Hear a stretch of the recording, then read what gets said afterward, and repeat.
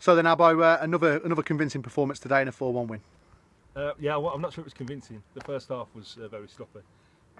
We gave the lads a bit of a rocket at half time, and we demanded more of them. And in my opinion, they should demand more of each other and of themselves. And you know, and lads who get opportunities in the side, you know, need to take them with both hands and have an enthusiasm about them. And you know, the intensity in our game wasn't good enough.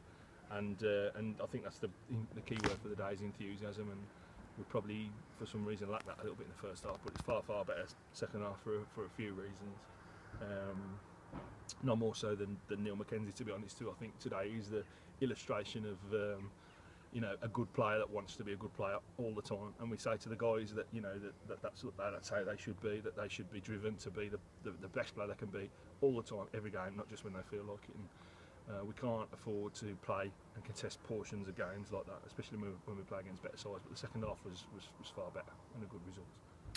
Obviously, as you've already touched upon, there was a few changes today. In particular, Rico Taylor at left back showed up pretty well, as did Mitch. The fullbacks did appear to play particularly well today. Yeah, Rico's done well. It's something that we've been talking about for a week or two now, about having a look at Rico in there. And with the Bromsgrove game was probably a little bit too intense really to try him in a position he's never played. So we were pleased to have the opportunity to look at that today, and I thought he did very well. Certainly well enough to go again Saturday. And Mitch was better second half. Again, thought he was a little sloppy first half, and but was better second half. Plenty of positives today as well. So yeah, the result looks good on paper, and we roll on. A lot of people will be walking away from the game having seen arguably one of Hinckley AFC's greatest goals so far. Marco Adelajo's for this. What's your thoughts on that? Well, he tries the overhead kick in most games, to be fair, and I've seen him do that a couple of times actually against me for another club, and one in particular I well remember was just an unbelievable connection with an overhead kick from across against my team in a semi-final, and I knew he connected one, and he'll do that again before the season's out because he's confident and he can execute it, and he's a talented boy, and we're lucky to have him at the football club. Supporters man of the match today, making his full debut for the team as well, Darius Darkin.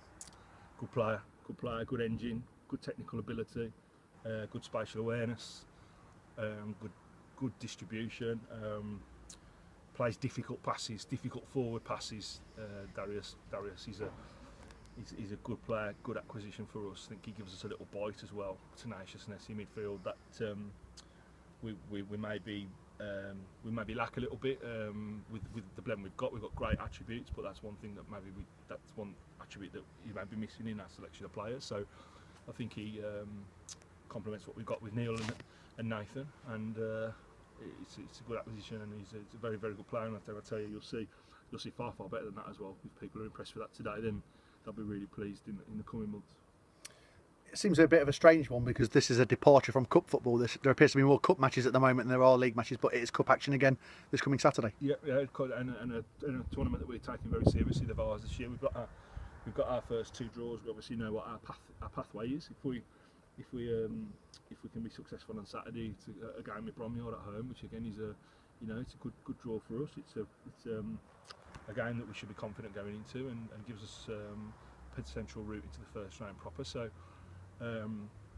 The Vars is one that people, you dare to dream a little bit about the Vars, don't you? I think with the FA Cup, you're kind of pushing the boundaries of what you can achieve, but with the Vars, theoretically, you can always have a go at the Vars because the highest level in it is step 5, which is obviously the league above, and we want to try and have a run in it as well. So, and we've got a squad that's deep enough and good enough to deal with the backlog of games when they come along and hit us down the line. We didn't really touch upon it on Saturday, obviously in the euphoria of the post-match celebrations, but the supporters on Saturday, I mean, just can we stress how important those supporters are? Oh, they're terrific, and funnily enough, I was talking with Marco last night, and we were talking about the FA Cup game with Redditch, and how it'd be great to try and really make a push, a concerted effort to attract as many people down here as possible, because the atmosphere at our away games is just crackling. It's just electric, and I understand the reasons why it's not quite the same at home, but it would be nice to try and replicate that a little bit, especially in an FA Cup game against Redditch, because we're going to need every advantage that's available to us, and it does. The 12th man saying bandied around a lot, but it's it's very very true, and they play an enormous part. Nice one, well played today. Cheers.